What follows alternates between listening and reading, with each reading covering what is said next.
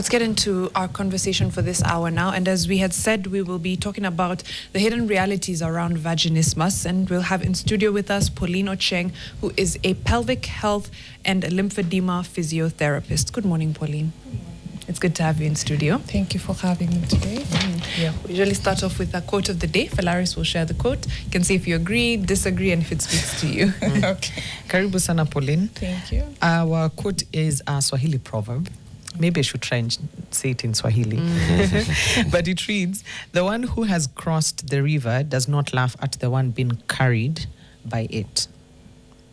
The one who has crossed the river does not laugh at the one being carried by it. How does that speak to you? What I'll say about it, I think I'll agree with it, because if I'm the one who was there, let me just talk of what I'm talking about today.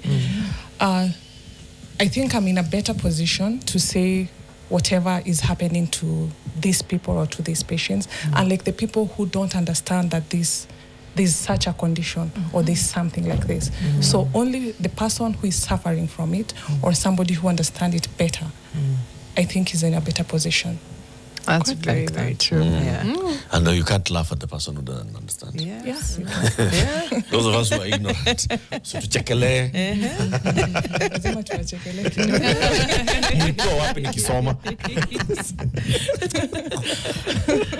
Pauline, before you get to understand what vaginismus is, this is pelvic health and lymphedema physiotherapist.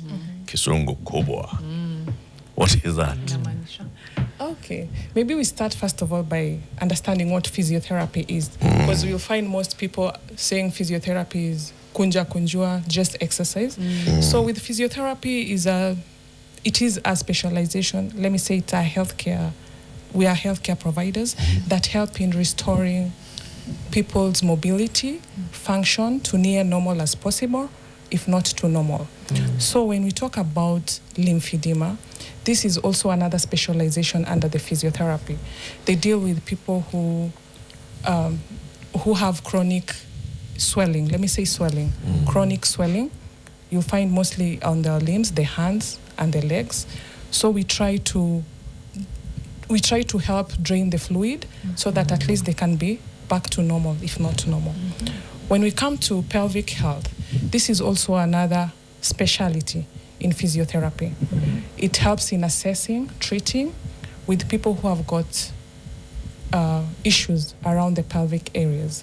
When I talk about the pelvic areas, we are talking about the incontinence, the vaginismus that we are talking about here. We have people in pregnancy who have got pelvic pain.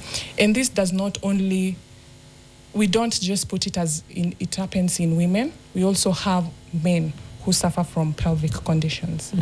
Yeah. Okay. What are the pelvic conditions in men? We have urine incontinence.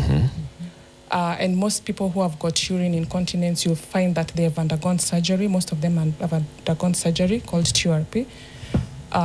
This is related with cancer. We have people who have something called ED, or premature ejaculation. You'll find this one is mostly with tensed muscles around the pelvic area. So we need to relax them. So it's not all about women, because people think pelvic issues, it's about women. So we both have the male and the female suffering from pelvic conditions. A physio, so you're saying a physio does not crack your knee, just move you. So you're helping somebody to come back into mobility. Yes. I can understand the physio of when you're trying to, help someone with mobility, stand up, let's walk, move your leg, raise your hand, let's try and bend, and so on and so forth. Yep.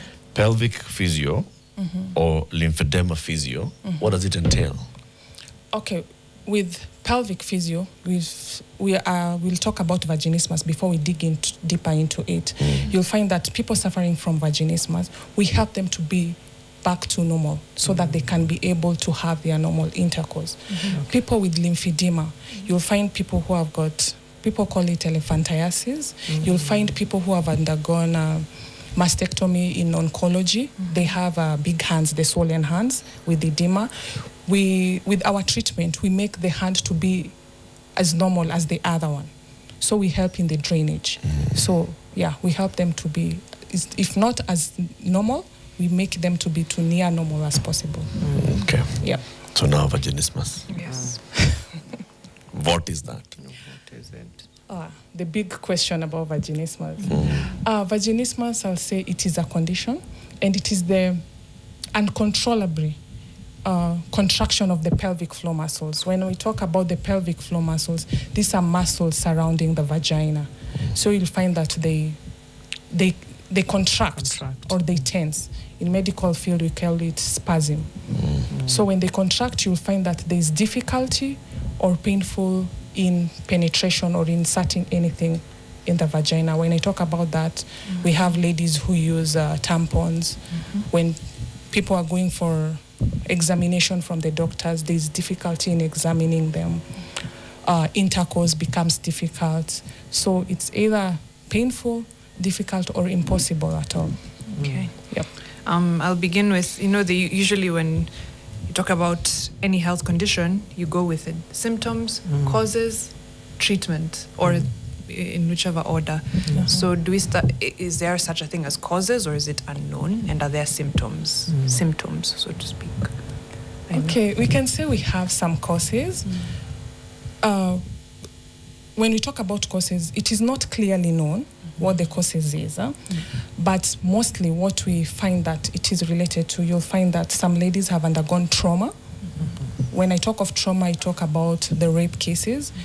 You'll find that people have got previous unsatisfying, may I say unsatisfying sexual intercourse.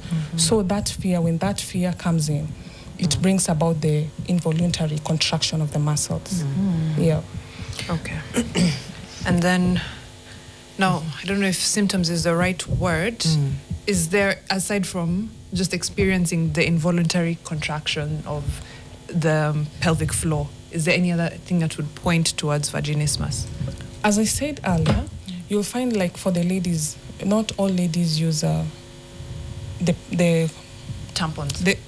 For the people who use tampons, you'll find that there's difficulty in inserting the tampons, or it's painful or very uncomfortable. You'll find that when they are trying to, when with their partners in intercourse, it's painful, or it just can't. It is not possible.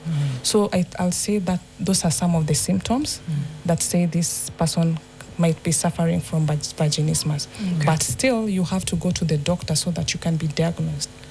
For them to be completely that this is a vaginismus.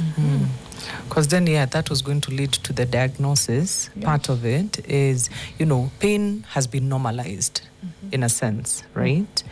And especially around intercourse. It is not something that is taken as something that someone ought to go see a doctor about. So there's that bit that we have to deal with. And what drives that person to that point where they say, this is a bit too extreme, therefore I need to seek medical treatment. But walk us through what a diagnosis of the same would look like. Okay. As we've said that the person will go to the doctor, mostly it's the gynecologist who deal with this. So during the examination, the contraction usually happens when there's an attempt. When there's an attempt to penetrate something like the tampons or when the gynas are trying to do an examination, maybe the pap smear and all that, that's where the muscles contract and you find that you can't go in. And the way you've said, people have normalized this pain because to our culture, it's like a belief that this is not something you should talk about. So you find that people have normalized this thing and actually it's not normal. Why do people normalize? Is it because people don't share the exact details of their experiences? In other things, people, it's outwardly physical. So unazambia mtu, hey, my nini has been twitching. My eye has been twitching. So you can speak. Now, when it comes to these private parts, nobody should touch them, nobody should see them, nobody should talk about them, right? We don't share. If you have had that kind of experience where, the first time maybe you try to insert a tampon and you're thinking, oh my God, why am I doing this? Why is it? Then it causes that involuntary spasm and it locks that first time.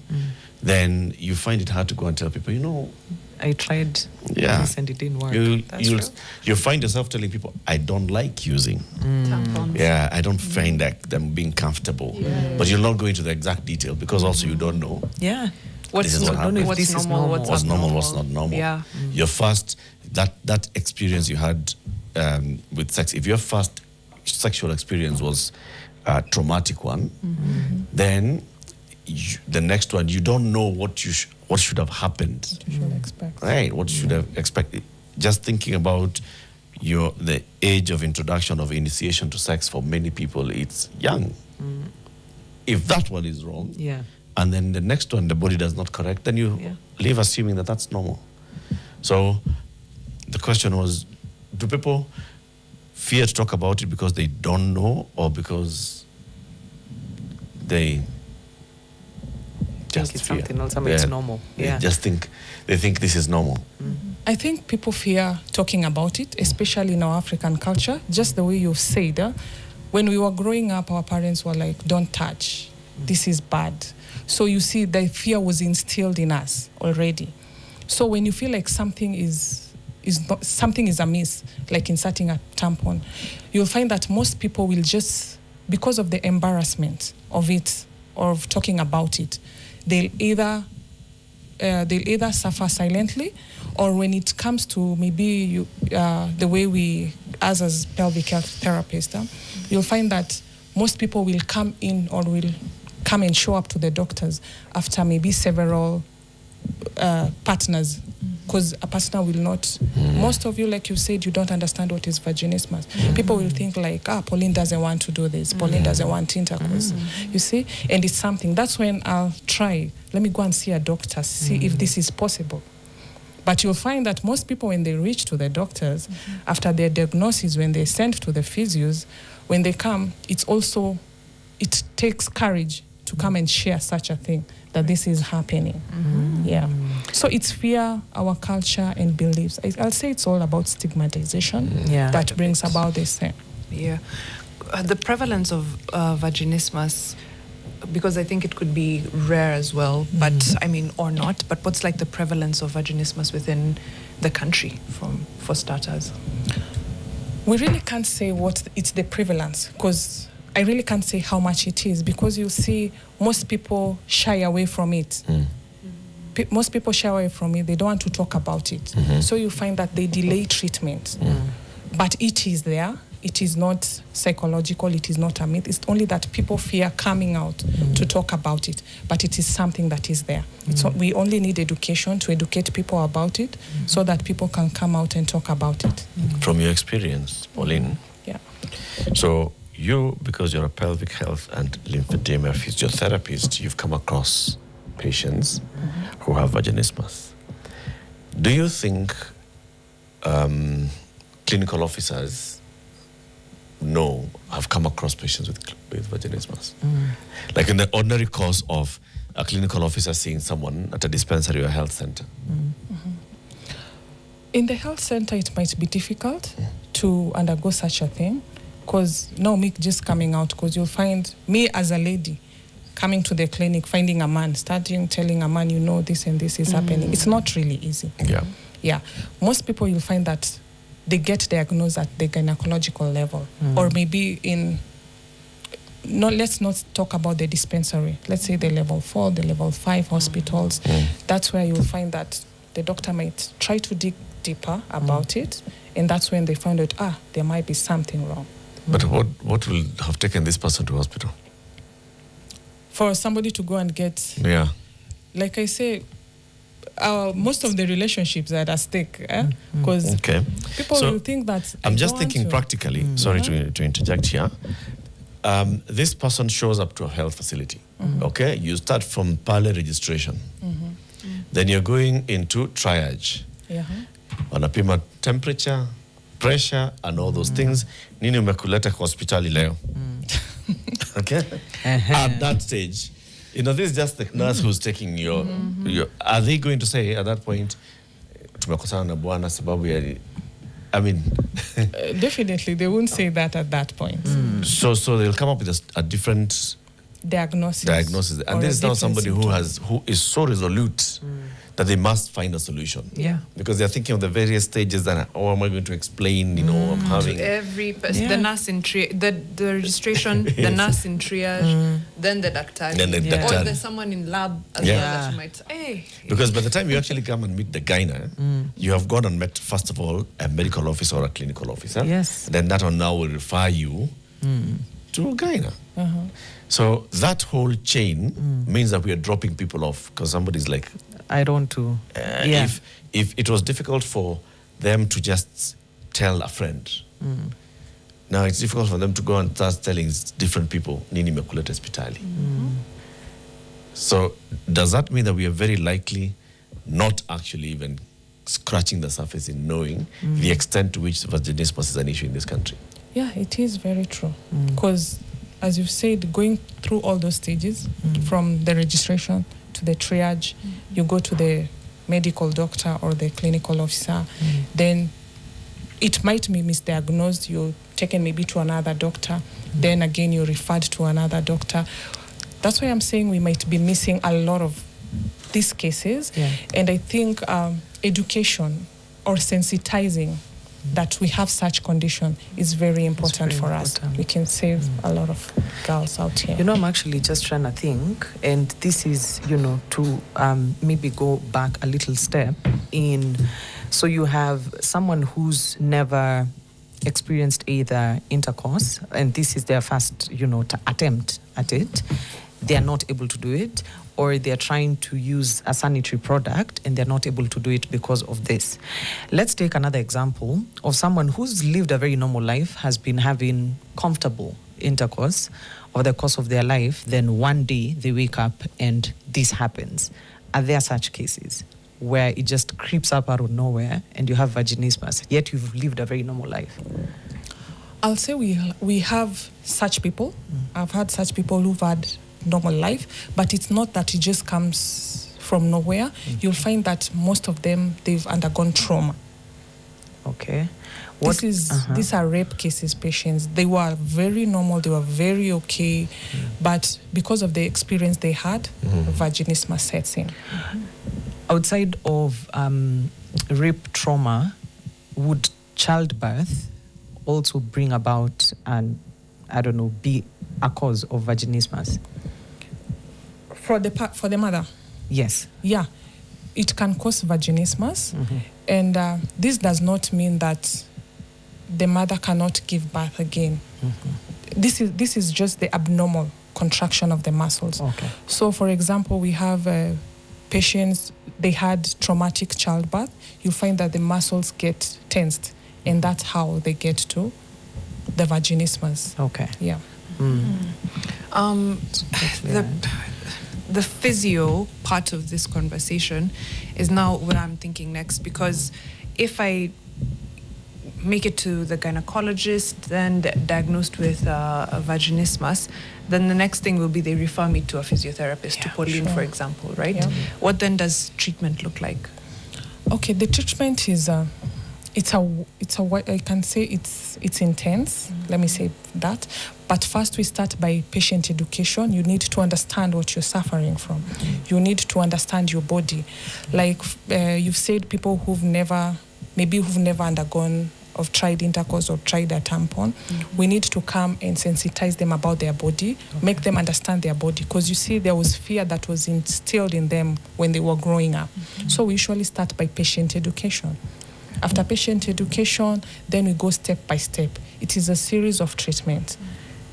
After accepting your body and understanding your condition, we have stretches that we give patients for the pelvic floor, because I've said it's the contraction of the pelvic floor muscles. So there are stretches that we give to the patient.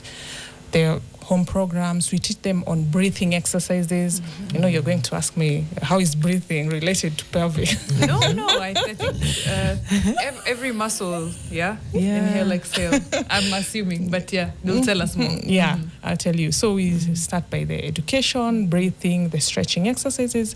Then the last step or the last stage is we give the patients the vaginal dilators or the vaginal exercises to try. We teach them how to use them. We use them as ourselves, and we also teach you how you can go and use them at home. Yeah. Essentially, as the name suggests, is that something that dilates your vagina? Literally, that's it. When the name suggests vaginal dilator Or vaginal exercisers. Exerciser, So, okay, okay. we transformed from vaginal dilators to vaginal exercisers because the way she's saying, when she thinks of dilator, it's something that dilates. Yeah. So we have different sizes of these vaginal exercises. As I've said, you'll find most of them even inserting a tampon is a problem. So we have even the smallest dilator than the pinky finger. So we start by that.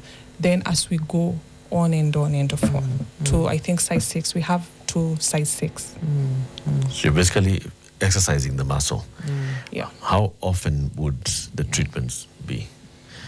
And how long would it, like on average, from average of your patients, how often do they come to you, like twice a week?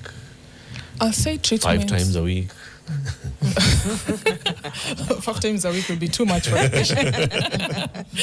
Okay, it depends with the patient and how we start first. I've said we start with patient education, because remember, this person has got the fear of anything penetrating into her. So I need to win this patient so that she can allow me to examine her. You know, I'm not the gyna. Yeah. This is a new person again.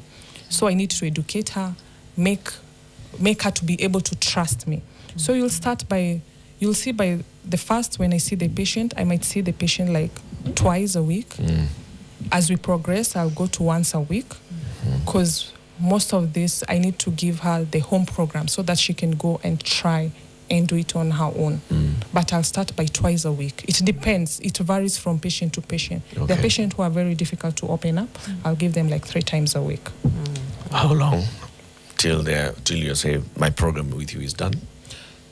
I'll say it depends. The way I've said it depends. There are some patients, like I had one, we did like 4 sessions and she was okay.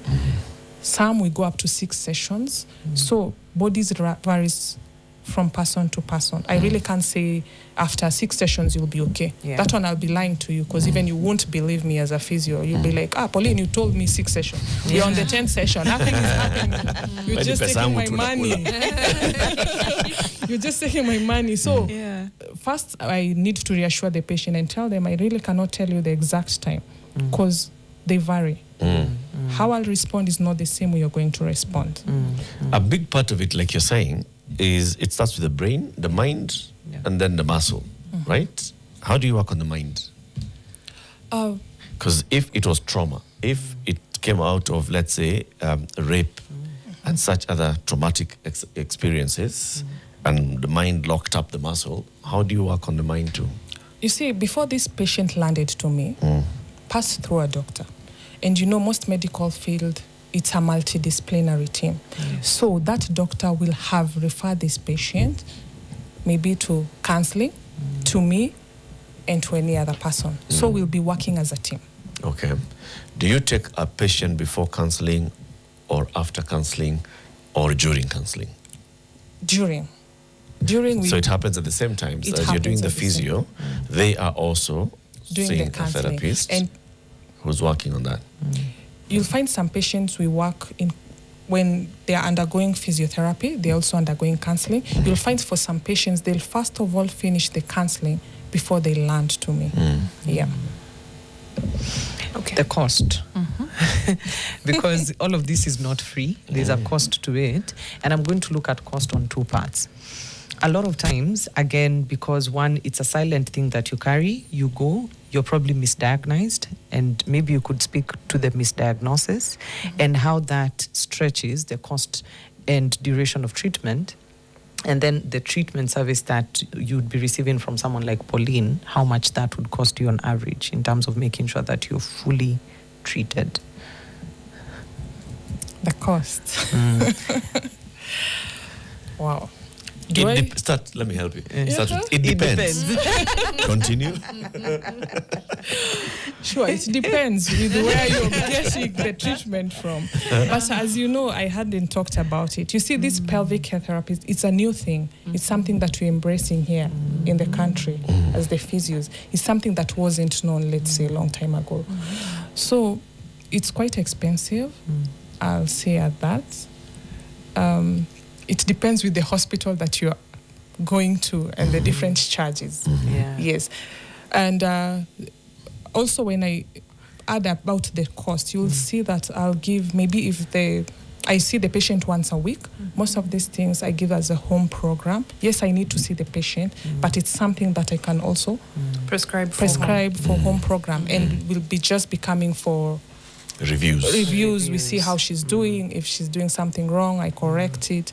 But I will say it's quite an expensive treatment because it's a new thing. Even like an average cost. You know, the reason why we want to put a figure to it is to really understand the cost of dealing with some of, with all of these issues, and then bring in the layer of, okay, now that we have a cost to it, is insurance, is there an insurance component that can help at least even manage part of that cost?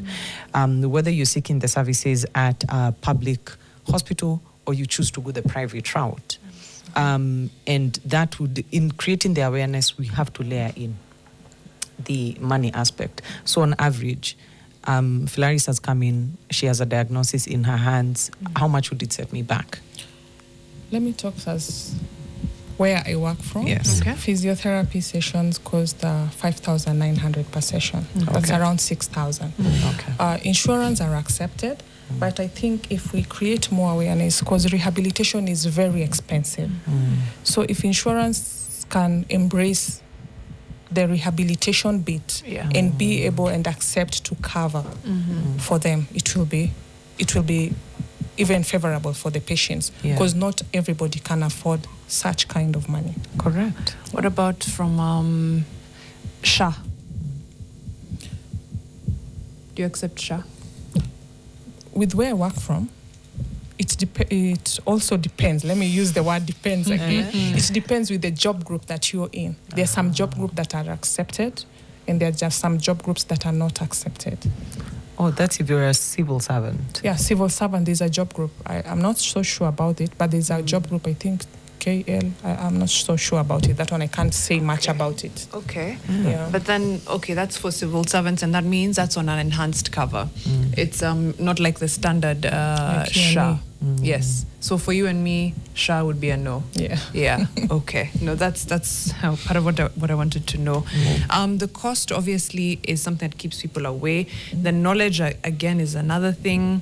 When you think about physiotherapists around the country who are able to treat vaginismus, I can't ask for a number, but if you had to give me like a rough idea of how many people across the counties of Kenya could be able to deal with and treat vaginismus, would you have a clue? What I can say about that, I really can't say the exact number, Yes. but you'll find that most of them are concentrated in Nairobi. That's what I'll say. Most of them are concentrated in Nairobi, and you'll find very few in the rural areas. Right. So as physios, you'll find like some other physios who know about us, they'll tend to refer patients or ask what we can do about it. So people are going around educating people about this pelvic health, because we've said it, as I said earlier, people, it's a stigma. So we need to educate them so that they can come out. You'll find that most people who come out to get help are people within the city. People in the rural area see it as a taboo to even talk about it. True. So there you'll find very few cases about it. Let me expand slightly to pelvic health as a whole now, because you've said vaginismus is one. There's also issues of incontinence, and any other thing affecting the pelvic area. People don't think about it. Like when you think of health, I don't know, the pelvis comes maybe last, or does it even come to mind? Talk to me about what other things affect pelvic health. When you talk about the pelvic health, we are not only talking about vaginismus. Vaginismus is just but one of it. And as said, both male and female suffer from pelvic health conditions. Yeah. Other conditions that we can talk about in pelvic health, we have the urine incontinence, or maybe to somebody who is listening to us, that is the uncontrollably leakage of urine. Maybe when you're coughing, laughing, when you're walking. We have something called we have something called prolapse. Prolapse is something quite new also. New in the sense that? New, okay, it's In a big understanding. word. Oh, okay. Big word. We have prolapse. People don't know about it. And when I talk about prolapse, the prolapse affects mostly the women. This is whereby when somebody is walking, you'll feel like there's a bulge on your vagina. That's when we are talking about the prolapse. We also have the pelvic pain conditions. We'll have men suffering from the pelvic pain. Yeah. We have women who are pregnant suffering from pelvic pain conditions. All right. We also deal with patients after delivery. We also know about fistula. Fistula, I think, is something very common. We also deal with such patients, especially after the correction. Yeah. Yes. After corrective surgery. After the corrective surgery. Okay. And for the men, it's mainly issues of pelvic pain. In urine and incontinence. And urine incontinence. After the TURP, the transsectional, that is after the CA. Cancer Yes. procedures, of right? Prostates. I want to ask you, because you're saying there are many times when a woman will go to hospital because of vaginismus, they're in a relationship, and this relationship now is becoming an issue because it is non-sexual, and the partners are asking questions, and so they are also wondering what's happening to me. During treatment, do you engage with the partners? Thank you for that question. Let me say that. You'll find that most of my patients, when I start attending to them, one point or another, I need to bring in the partner so that I make them understand. It's not that the lady is refusing or doesn't want to. This is a condition, and he needs to walk with the partner or the spouse through the journey. So we need to, because if I don't educate you, how will you know that this is a condition? Yeah, so I need to educate you, try and understand and walk with her through this journey of treatment. Do they come? Yes, they do. Voluntarily, like first call, come? First call. Or do they come like a second, third call? How many calls?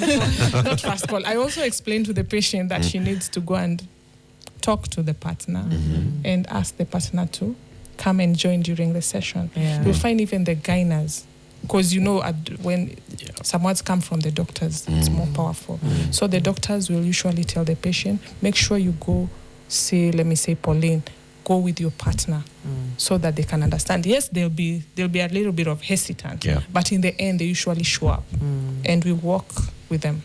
Yeah. Now, let me flip it now from the other side. Both the partner and the patient and the partner. What kind of questions do the patients ask you during this course of treatment? The patient or the partner? The patient. Start with the patient. What kind of questions are they asking you throughout this Is process? it normal? Does it exist? Am I the only one suffering? Most question is, have you ever had such a patient suffering from such a condition? Is it normal? Will I be okay? How many sessions will it take for me to be okay? Right. Yeah. So they want to be okay, and they do not know of anyone else. Again, because we said people don't talk about these things. Yeah. I mean, it won't just, It's gonna come up casually. Yeah. Partners, what do they ask you? Are you sure she's not faking it? She doesn't want to sleep with me. Those are the first question, because they will be like, I've never heard of such a thing. Yeah, How is it this normal? She's not my first. Yeah, she's not the first one. I've had several and I've never heard of such a thing. Are you sure she's not pretending? Such questions come up. When they start getting to understand, like to accept that, well, yeah, this is actually a medical condition. Yeah. What questions do they now switch to? First of all, they usually feel very sorry, apologetic. And I usually tell them to be nice. You should be nice, because this person has been suffering for a long time. So they usually, the patients that I've attended to, they usually even inquire more, like, how can I be of help? How can I help her get better? How can I comfort her? So you'll find them now. So they It's now something become else. empathetic. Yes. Right? So there's empathy now built into it. Yeah. Does that affect now the resumption of their relations? Because now the guy has understood, okay, this is a condition that you have, and so on and so forth. You're going through the therapy sessions. Does it affect, like, how sure am I that you're okay? Now that I understand that you're actually in pain and all. You know, once you... What feedback do they give you now and thereafter? Daktari. Yeah. Tuko sawa. Sasa tuko sawa. At what point do they come and tell you that? Actually, the patient is the one who usually comes first to say, I think, I'm getting better. Because I've said we have the vaginal exercises from as small as more than the pinky finger. There are different sizes. So you'll find that the patient says, no, I'm in vaginal exercise number 4. Yeah. I think you're going to try an intercourse. And it was better, or it was okay. Some will come for follow-up, and some will say, I think I'm okay, or we can do it. I can keep on doing the exercises at home. That's it. Are there some who come and tell you he's finding it hard to actually approach now anymore? From the ones that I've come across, I think none have said that. Actually, they're usually very happy, because they were like, I would have lost my marriage, I would have lost my spouse because of something that I ignored about, that I was ignorant about. So I think they become more understanding than they were before. Just as you say, they are more empathetic. And you see, they are, how do I say it? They are mindful, not only to their partners, but to even other ladies. They become mindful, and they'll be like, oh, you should sensitize these things. We have so many conditions. People should understand. If you can sensitize, especially in the rural areas.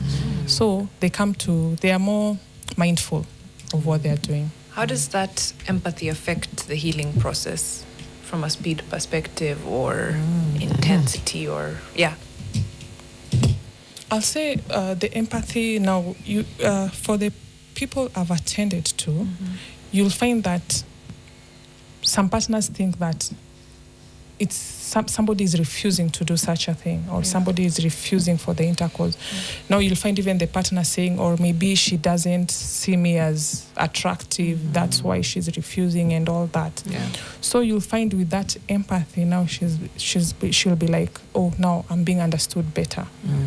And the relationship, I can say, gets stronger to them. Okay. Yeah. Okay. And in cases where it goes untreated and left untreated, where, it's now you get to live with it outside of the pain and outside of losing, say, your partner because you've not gotten it treated, what other things are we looking at? It's like, in terms of, could it escalate to become something else? Would something like, if, say, one goes and gets pregnant, does then that affect even the child, bearing process? It's what are we looking at? When someone leaves it as untreated, okay, we don't get pregnant through intercourse only. There are some people who go through other processes.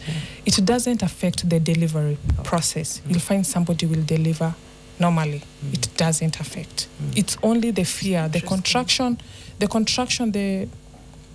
the involuntary contraction just comes in when somebody tries to do anything. Yeah. But pregnancy, for example, if you have the insemination, delivery is not really affected. Okay. Yeah. So it's the out. It's in something. It's inward. Yes. Like you said, penetration is the problem, not the other way around. Yeah. This is fascinating. It's very fascinating, the human because body is my mind was at even like proper bowel function.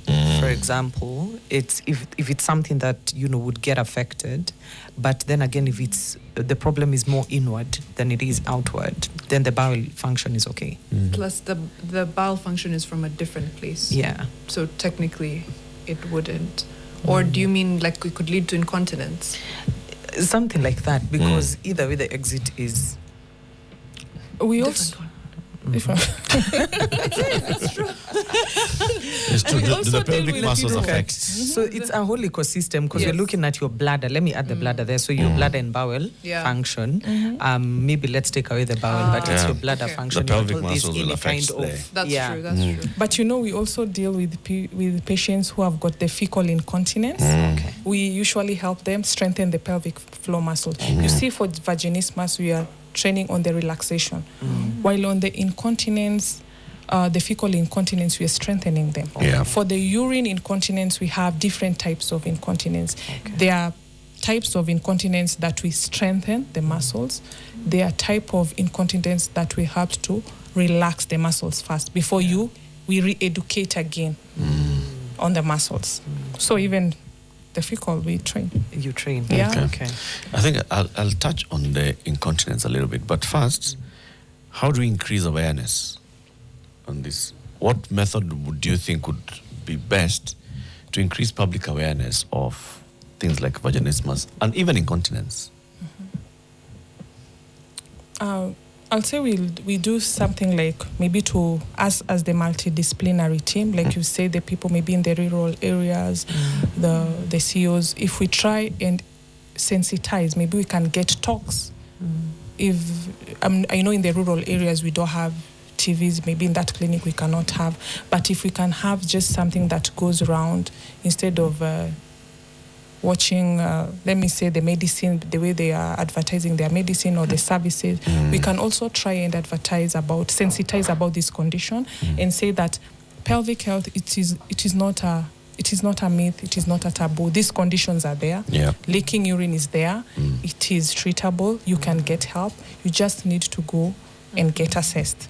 So sensitizing, maybe through radios, the TVs, talking to the doctors and the CEOs as you're talking about, so that they can also be sensitizing about the patients. For the people who are undergoing the surgeries, the CA prostate, maybe they can be having a talk about it so that they can come out about it. For the lymphedema, when lymphedema cases, people can also talk about it and say that this is not a taboo, this is something that we can talk about, maybe in antenatal clinics, Right. all these clinics where we have such issues, maybe somebody might be suffering silently. If we have talks about it, maybe people can come out and talk about them. Okay. Just sampling a little bit of feedback from our YouTube page. Francis Odhiambo says, most of these diseases are not covered under many medical schemes because they term them as cosmetic. And this is the problem that common citizens go through, lack of affordable health cover. He also goes on to say, very informative, Pauline and Fixers. Question, just like fistula, does vaginismus patients face stigma that affects their later life, including marriage? We need to create more awareness. I think you've basically answered that. Davari is asking what role FGM plays in this, if any. And Katasi Physical Therapy says, ED in men is a challenge, and this specialty, if well embraced, will benefit the population a lot. So the question on one, FGM, if it plays any role, how it affects later marriage life, although I think you had spoken to that. And then are these considered cosmetic by any insurance or any medical schemes? Like physiotherapy, is it considered cosmetic, especially when it has to do with your pelvic health? I'll say, let's start with the insurance. It depends with how you set it to the insurance, how you're going to write your diagnosis so that they can understand. This is not, some insurance will even ask you to explain more about this condition so that they understand it's not a cosmetic thing. But true, it is very expensive treatment. When we talk about physiotherapy as a whole, we've said it's like 6,000. You'll find that you'll deplete your insurance within a month or two. Your insurance is depleted. So it's very expensive. So if SHA can also chip in and try and help us, Right. we can help even people in Mashinani get some treatment. True. Yeah. On FGM and ED in men. When you talk about FGM, you'll find that most ladies, they're usually affected because how we come into these FGM patients, we come and try, because there's usually scar. We try and treat the scar. We do the scar mobilization, because you'll find that during intercourse or during childbirth, there's a lot of trauma, because you see this is a scar. It is not stretching. It is not mobile. You'll find that there's a lot of laceration around and bleeding, and it is also traumatizing to the patient a lot. So you'll find we try to, though FGM is going down, but those people who have undergone FGM, we try and do some scar management so that at least the skin can be able to move, can be mobile. Yeah. And ED in men becoming common. And saying, oh yeah, this specialty could benefit our population. Is ED fairly more common than we think? The same with vaginismus? This is a condition that is there, but because most of us fear coming out to get help, that's where the problem is. People fear coming out to talk about it, but I'll say ED is there. And we can help because ED mostly comes about with blood circulation, the tensed muscles. Once we are able to relax those muscles, there's definitely be an increase in blood circulation. So if we talk about it and we sensitize about it, we'll be so surprised that we have so many people suffering from such conditions like the ED, and we never know about it. It's all about sensitization. Okay. All right, let's end the conversation there. Thank you so much. This has been incredibly insightful. The last question is, are there preventive measures? This is from Stella Nitega, and I've not thought about that actually. Is there any such thing as a preventive measure when it comes to vaginismus? We don't have a preventive measure. You just have to come for treatment. Because if it's fear has been instilled in you, if it's trauma. So this is more curative than preventative. Okay. Thank you so much.